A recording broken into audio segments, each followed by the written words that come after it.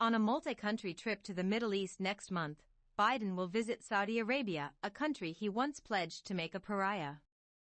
He will likely meet with Saudi Crowned Prince Mohammed bin Salman, who is widely regarded as the country's de facto leader, even though his father holds official power. President Trump's willingness to meet the Crown Prince, colloquially known as MBS, contrasts sharply with the diplomatic cold shoulder he has given him since taking office. Historically, the United States and Saudi Arabia have maintained a strong relationship based on mutual interest, with the Saudis providing gas from their oil fields in exchange for U.S. military protection and weapons. Because American leaders are willing to tolerate some of the abuses committed by the Saudi regime, including its oppression of women, LGBTQ people, and minorities, the long-standing alliance has survived. Unlike his predecessor, Donald Trump, Biden has pushed back against Saudi rulers. In the early days of Biden's presidency, the Biden administration released an intelligence report claiming the Crown Prince was directly involved in the plot to assassinate Jamal Khashoggi, a Washington Post reporter who was brutally murdered inside the Saudi consulate in Istanbul. In response to the report, the State Department also sanctioned 76 Saudi nationals.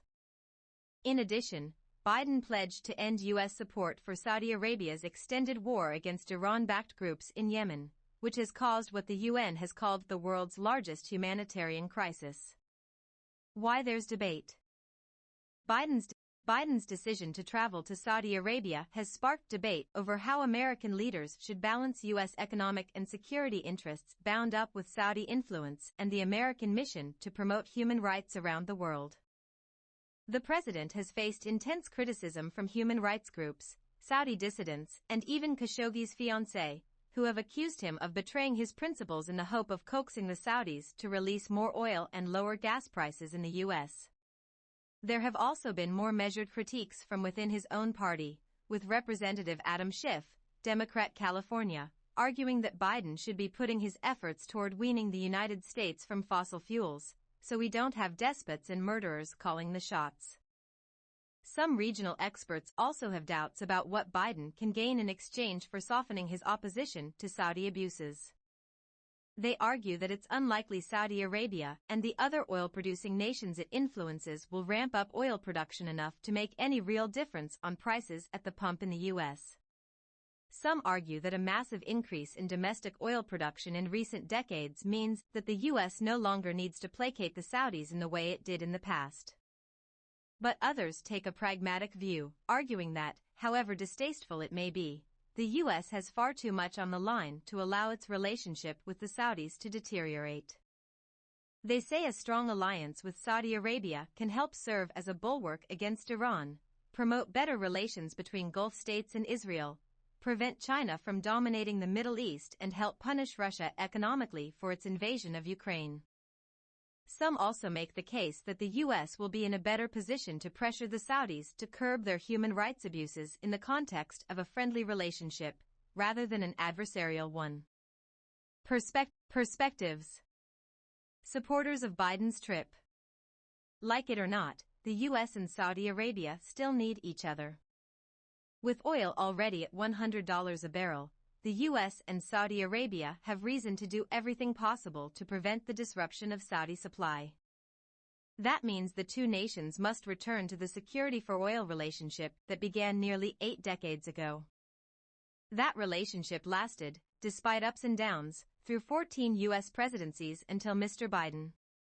Karen Elliott House, Wall Street Journal. A strong partnership can help the U.S. pressure Saudi Arabia on human rights. To brand a country a pariah is to marginalize it and nullify an entire relationship.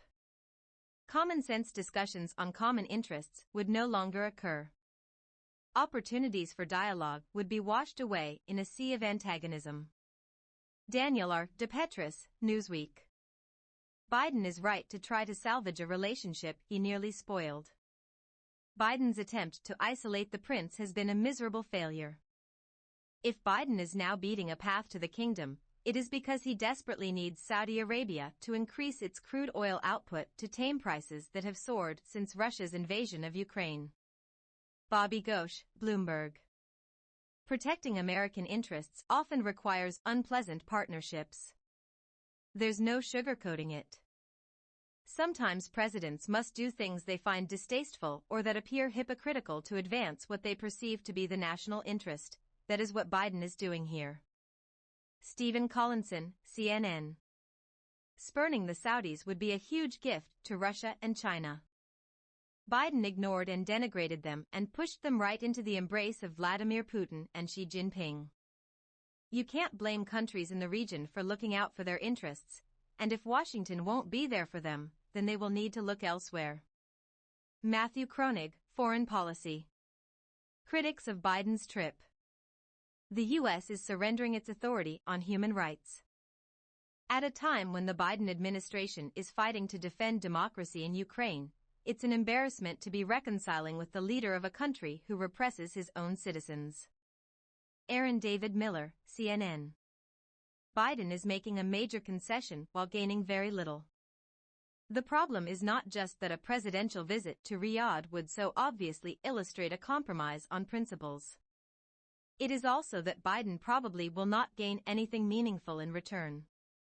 If he follows through on his plans to visit Riyadh, Biden will be making a bad deal, exchanging near-certain reputational damage for the mere possibility of modest triumphs.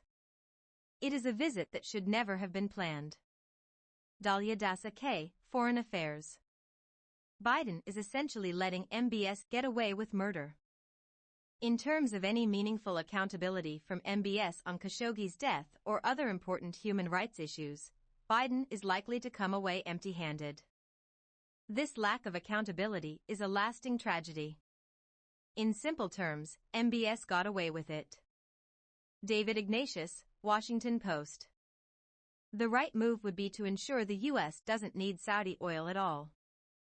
Instead of getting on a plane to Saudi Arabia, the president would do better by the country if he stayed home and worked on delivering a domestic energy policy that maximized all of our resources and generated a more powerful American future.